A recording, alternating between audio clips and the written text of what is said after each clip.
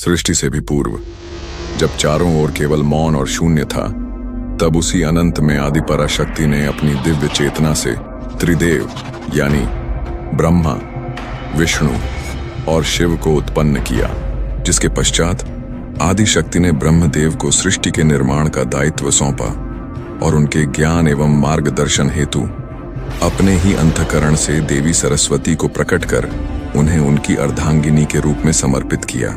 वहीं आदिशक्ति ने श्री विष्णु को सृष्टि के पालन का दायित्व सौंपते हुए यह वचन दिया कि भविष्य में वह स्वयं लक्ष्मी स्वरूप में पृथ्वी पर अवतरित होकर उनकी अर्धांगिनी बनेंगी और सृष्टि के संरक्षण में उनका साथ देंगी। और अंत में आदिशक्ति ने भगवान शिव को सृष्टि के संहार और तप का कार्यभार सौंपा तथा उन्हें यह भी स्मरण कराया कि संहार की शक्ति स्वयं वही है जो उनके ही भीतर निवास करेंगी। जिसके पश्चात ब्रह्मदेव ने सृष्टि की रचना प्रारंभ की। कालचक्र आगे बढ़ता गया और समय के साथ साथ समस्त ब्रह्मांड में विविध देवी देवता, यक्ष, गंधर्व और असुरों का आविर्भाव होने लगा। आदिशक्ति के वचनों के अनुसार कालांतर में श्री विष्णु को देवी लक्ष्मी की प्राप्ति हुई और सृष्टि में समृद्धि, संतुलन और विकास का विस्तार होने लगा। परंतु वहीं भगवान शिव कैलाश पर गहन तपस्या में लीन एकांत में स्थित रहे।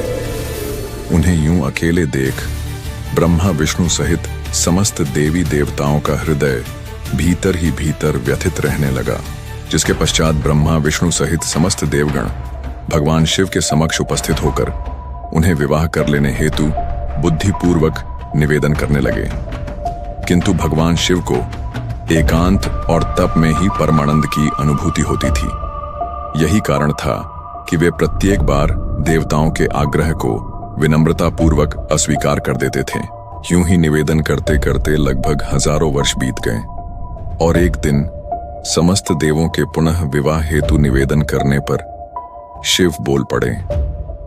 हे पितामह, हे नारायण एवं समस्त प्रिय देवगण, यदि आप सभी की यही इच्छा है कि मेरा विवाह हो जाना चाहिए, तो कृपया कर ऐसी उत्तम एवं दिव्य कन्या की खोज अवश्य करें जो मेरे तेज एवं तप को सहन कर सके। भगवान शिव के मुख से इतना सुन ब्रह्मा विष्णु एवं समस्त देव गहन चिंता में डूब गए। पर वहीं ब्रह्मदेव को यह दिव्य अनुभूति हुई कि शिव के तेज एवं तप को सहन कर सकें ऐसी कोई शक्तिशाली स्त्री इस संसार में है ही नहीं सिवाय आदिशक्ति के। जिसके पश्चात ब्रह्मदेव ने यह परम सत्य श्री विष्णु, देवेंद्र, इंद्र एवं समस्त देवों के सम्मुख प्रकट किया और फिर वे सभी हिमालय के एकांत शांत पर्वत पर जाकर आदिशक्ति की कृपा हेतु कठोर तप में लीन हो गए। यूं ही तप में लीन हुए बैठे लगभग सैकड़ों वर्ष बीत गए। जिसके पश्चात ब्रह्मा विष्णु एवं समस्त देवों के तप से अति प्रसन्न होकर आदि पराशक्ति प्रकट हुई और सभी देवों से उनकी इच्छा पूछने लगी। हे पुत्रों, मैं आप सभी की कठोर तपस्या से अत्यंत प्रसन्न हूँ। जब समस्त सृष्टि के कार्यभार देवियों को सौंपकर आप सभी मेरी आराधना में निरंतर लीन रहें, तो निश्चय ही कोई अत्यंत विशेष और मंगलमयी अभिलाषा रही होगी। कहिए, क्या इच्छा है आपकी? यह सुन ब्रह्मा और विष्णु ने आदिशक्ति के चरणों में प्रणाम कर उन्हें संपूर्ण प्रसंग निवेदित किया। तत्पश्चात आदिशक्ति ने ध्यान के माध्यम से सीधा भगवान शिव के अंतःकरण से संपर्क स्थापित किया।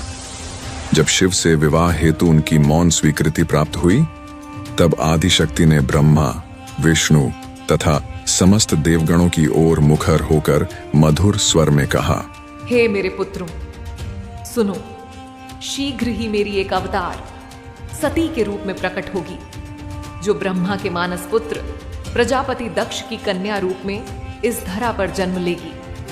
वही सती आगे चलकर भगवान शिव की अर्धांगिनी बनेगी। तुम्हारी तपस्या सफल हो, तथास्तु। इतना कहकर आदिशक्ति अपने तेज में विलीन होकर अंतर्धान हो गईं। उनके प्रस्थान के पश्चात ब्रह्मा, विष्णु एवं समस्त देवगण अपने अपने लोक को लौट गए समय अपनी गति से बीतता रहा और अंततः वह परम मंगलकारी क्षण आ पहुंचा जब स्वयं आदि शक्ति ने सती रूप में प्रजापति दक्ष के गृह में एक दिव्य कन्या के रूप में अवतार लिया। पुत्री के जन्म के उपरांत प्रजापति दक्ष ने हर्षोल्लास पूर्वक पूरे राज्य में उत्सव मनाया। देवी सती के अवतरण मात्र से न केवल संपूर्ण राज्य में आनंद की लहर दौड़ गई, बल्कि समस्त ब्रह्मांड भी दिव्य उल्लास में झूम उठा। देवताओं से लेकर दिशाओं तक हर ओर केवल आनंद, मंगल और शुभ संकेतों की गूंज थी, जिसके पश्चात दक्ष ने अपनी दिव्य पुत्री का नाम सती रखा। एक ऐसा नाम जो स्वयं आदिशक्ति द्वारा पूर्व निर्धारित था। समय काल यूं ही बीतता रहा और कुछ ही वर्षों में देवी सती सुकोमल किशोरावस्था में पदार्पण कर चुकी थीं। बाल अवस्था की चेतना से ही उनके अंतःकरण में भगवान शिव के प्रति गहन श्रद्धा, आकर्षण और आध्यात्मिक अनुराग जागृत हो चुका था, जो दिन ब दिन और अधिक प्रगाढ़ होता जा रहा था। देवी सती के मस्तिष्क और हृदय में केवल शिव ही सर्वत्र व्याप्त हो चुके थे। उनका हर विचार, हर स्पंदन शिवमय हो गया था। वह स्वप्नों में भी उन्हीं के दिव्य स्वरूप का दर्शन किया करती थीं, मानो उनकी आत्मा पहले ही शिव से जुड़ चुकी हो। सती की भक्ति ऐसी अनुपम थी कि ब्रह्मा, विष्णु, देवियां और अन्य देवगण भी उनके पूजन के दर्शन हेतु साक्षात उपस्थित होते। काल चक्र के संग सती यौवन की ओर अग्रसर हुईं और फिर एक दिन स्वयं ब्रह्मा शिव से बोल पड़े, हे विश्वनाथ, मेरी पौत्री सती, जो स्वयं आदिशक्ति का अवतार है, बचपन से ही आपके चरणों में अटूट श्रद्धा पूर्वक उपासना करती आई है। आज उसने नंदा व्रत का अनुष्ठान भी संपन्न किया है। अब समय आ गया है जब आप उसे अपनी अर्धांगिनी रूप में स्वीकार करें, ताकि सृष्टि का संतुलन स्थिर हो सके। ब्रह्मदेव के आग्रह पर भगवान शिव ने ध्यान पूर्वक देवी सती को स्वीकार करने का संकेत भेजा। यह दिव्य संकेत पाते ही देवी सती के प्रसन्नता का ठिकाना न रहा, जिसके पश्चात ब्रह्मदेव ने प्रजापति दक्ष को यह शुभ समाचार दिया कि भगवान शिव ने देवी सती के विवाह हेतु अपनी स्वीकृति प्रदान कर दी है। यह सुनते ही दक्ष के हर्ष का ठिकाना न रहा। उनका हृदय गर्व और आनंद से भर उठा और वे तुरंत ही भव्य विवाह की तैयारियों में तन मन धन से जुट गए, जिसके पश्चात प्रजापति दक्ष की ओर से समस्त सृष्टि के देवी देवताओं को शिव और सती के पवित्र विवाह का आमंत्रण भेजा जाने लगा। संपूर्ण ब्रह्मांड की दृष्टि उसी ओर टिक गई, जहां सृजन और संहार के प्रतीक आदिशक्ति स्वरूपा सती और महादेव शिव एक पवित्र बंधन में बंधने जा रहे थे। फिर देखते ही देखते वह अति शुभ क्षण आ ही गया, जब देवी सती एवं विश्व के नाथ शिव का अति शुभ विवाह होना था। चैत्र त्रयोदशी की पुण्यतिथि पर जब फाल्गुनी नक्षत्र उदित था, भगवान शिव नंदी पर सवार होकर अपने सहस्त्रों शिवगणों और देवताओं के साथ दक्ष के द्वार पर पधारे।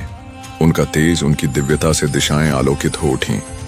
प्रजापति दक्ष ने पूर्ण विधि विधान से अत्यंत श्रद्धा और भव्यता के साथ भगवान शिव सहित समस्त देवी देवताओं और गणों का स्वागत किया। इस अति शुभ विवाह में ब्रह्मा के साथ देवी सरस्वती, श्री विष्णु के साथ देवी लक्ष्मी, इंद्र आदि देवी देवता एवं सभी तेजस्वी मुनिजन भी पधारे थे। और फिर वह दिव्य क्षण आया जब शिव और सती ने अग्नि को साक्षी मानकर 7 पवित्र फेरे पूर्ण किए। समस्त सृष्टि के साक्ष्य में यह अद्भुत, अलौकिक और शुभ विवाह संपन्न हुआ। उसी क्षण से शिव सती के हुए और सती शिव की हो गईं। सृष्टि के सबसे पवित्र बंधन में प्रेम और तपस्या के प्रतीक बनकर विवाह के पवित्र संस्कार पूर्ण होने के पश्चात प्रजापति दक्ष ने भाव विभोर होकर श्रद्धा और आनंद के साथ अपनी सुपुत्री सती को भगवान शिव के संग विधिवत विदा किया।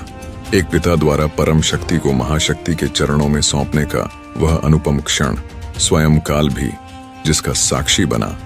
विधिपूर्वक विवाह संपन्न होने के पश्चात शिव और सती समस्त देवी देवताओं, शिवगणों एवं मुनिजनों के संग कैलाश पधारे। वहां चारों ओर मंगल निनाद नृत्य और गान की गूंज उठी। आनंद का ऐसा अलौकिक उत्सव मना कि स्वयं कैलाश झूम उठा और साथ ही संपूर्ण ब्रह्मांड भी उस दिव्य क्षण में भाव विभोर होकर थिरक उठा।